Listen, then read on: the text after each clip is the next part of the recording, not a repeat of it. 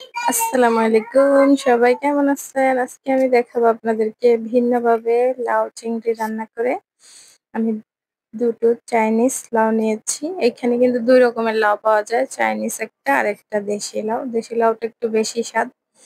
তো এটা আমি আজকে চাইনিজ লাউ নিয়েছি। একটু ভিন্নভাবে রান্না করে দেখাবো আপনাদেরকে।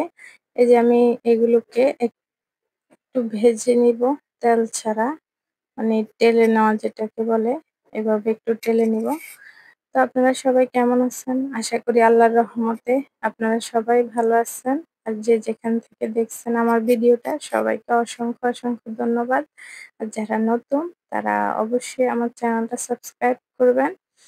আর যারা আমার চ্যানেলে আছেন আমাকে লাইক দেন, সাপোর্ট করেন। সবাইকে অসংখ্য ধন্যবাদ। তো আমার লাউগুলো কিন্তু সবগুলো ভাজা হয়ে গিয়েছে। এখন আমি এগুলোকে কেটে নিব। যেহেতু এগুলো বড় করে কেটে ভেজেছিলাম। এখন আমি এগুলোকে এভাবে মাঝখান দিয়ে টুকরো করে নিব। তো সবাই দয়া করে একটা লাইক দিয়ে দিবেন। আর সবাই বাসায় ট্রাই করবেন এভাবে লাউ চিংড়ি রান্না করতে। অনেক মজা হয় এভাবে রান্না করলে লাউটা। লাউগুলো কচি ছিল। এভাবে আমি সবগুলো লাউ কেটে নিয়েছি। আর এখানে আমি এখন রান্নাটা বসিয়ে দেব। আমি পরিমাণ মতো তেল দিয়ে দিয়েছি। এখন তেলের মধ্যে আমি দিয়ে দিব ১ম এ পেঁয়াজ কুচি। সেটা পরিমাণ মতো দিয়ে দিলেই হবে। কম লাউ হলে কম দিবে, আর বেশি হলে একটু বেশি দিবে। তো আমি এখন দিয়ে দিব কাঁচামরিচ পরিমাণ মতো। আমরা ঝাল তেমন একটা খাই না, সেই অনুযায়ী কাঁচামরিচ দিয়ে দিলাম। একটু কাঁচামরিচ আর পেঁয়াজটাকে একটু ভেজে নিব। আমার কাছে পেঁয়াজটা একটু কম মনে হয়েছিল তাই আরেকটু দিলাম। তো এটাকে একটু ভেজে নেওয়ার পরে আমি এখন পেঁয়াজ মরিচের সাথে দিয়ে দিব চিংড়ি মাছগুলো। চিংড়ি মাছগুলো আমি আলাদা ভেজে নেইনি। এখন এটার সাথে ভেজে নিব। তবে চিংড়ি মাছ আমার কাছে মনে হয় এভাবে ভাজলে কি তরকারিটা খেতে অনেক ভালো লাগে। সেজন্য আমি সবসময় চিংড়ি মাছ দিয়ে তরকারি রান্না করলে এভাবে ভেজে নেই। এখন আমি দিয়ে দিব এটাতে হচ্ছে রসুন বাটা। তো আমার যেহেতু শিলপাটা নাই, রসুনটা একটু ছেঁচে নিতে হয়, তো এইজন্য এরকম দেখা যায় আরকি। পুরা পাটাতে বেটে নিবে। আমি ২ টেবিল চামচ পরিমাণ রসুন বাটা দিয়ে দিলাম। তো এটাকে আমি এখন ভালোভাবে ভেজে নিব। অনেক সুন্দর একটা ফ্লেভার বের হয় এভাবে ভাজলে কিন্তু চিংড়ি মাছ থেকে। তো আমার ভাজাটা প্রায় কমপ্লিট হয়ে আসছে। এখন আমি অল্প পরিমাণে পানি দিয়ে দিব এটাতে। যাতে আমার পেঁয়াজ, রসুনগুলো পুড়ে না যায় সেইজন্য আমি পানি দিয়ে দিলাম। পানি দেওয়ার পরে আমি এখন এর মধ্যে দিয়ে দিচ্ছি পরিমাণ মতো জিরের গুঁড়ো।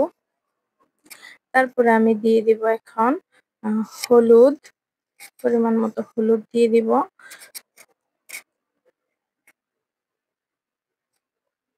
তো আমি পরিমাণ মতো হলুদ দিয়ে দিলাম। হলুদ দিয়ে তারপরে আমি এখন এটাকে একটু ভালোভাবে নেড়েচেড়ে নিব। একটু লবণটা এখনই দিয়ে দিলাম। তো লবণটা দিয়ে আমি এটাকে একটু ভালো করে কষিয়ে নিব। যেহেতু পানি দিয়েছি, পানি দিয়ে এটাকে ভালোভাবে মসলাগুলো কষিয়ে নিয়ে আমার যে লাউগুলা ধুয়ে রেখেছিলাম সেগুলো দিয়ে দিলাম। তো দিয়ে এটাকে ভালোভাবে নেড়েচেড়ে মসলার সাথে মিশিয়ে তারপর আমি এটাকে কিছুক্ষণের জন্য ঢেকে রাখবো। ঢেকে রাখলে কি হবে? এটা থেকে পানি উঠে আসবে আর লাউটাও আস্তে মসলার সাথে মিশে যাবে। তো আমি এখন এটাকে ঢেকে দিচ্ছি। ফিরে আসছি কিছুক্ষণ পর। দেখো আমার এটার থেকে কিন্তু পানি উঠছে। এখন আমি এটাকে আবার একটু ভালোভাবে নেড়েচেড়ে মসলার সাথে ভালো করে মিশিয়ে দিব। আর পাশের চুলায় অবশ্যই গরম পানি বসিয়ে রাখবে। যেহেতু লাউ তরকারি, ঠান্ডা পানি দিলে কিন্তু লাউগুলো শক্ত হয়ে যাবে। সেজন্য অবশ্যই ভালো করে কষিয়ে নিয়ে গরম পানি দেওয়ার চেষ্টা করবে। গরম পানি দিলে লাউগুলো তাড়াতাড়ি সিদ্ধ হয়। তো আমি আবারও কিছুক্ষণের জন্য ঢেকে দিয়েছিলাম।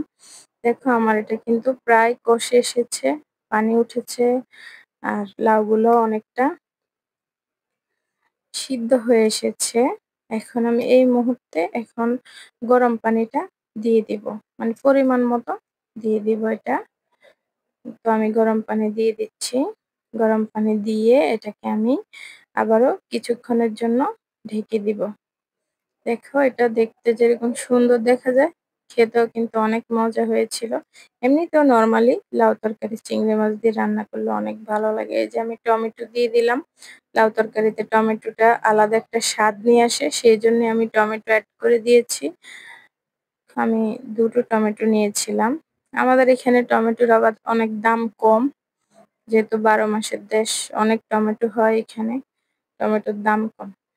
তো দেখো আমার তরকারিটা কিন্তু হয়ে এসেছে। কিন্তু আ খেতেও অনেক মজা হয়েছিল। সবাই ট্রাই করবেন এভাবে লাউটা।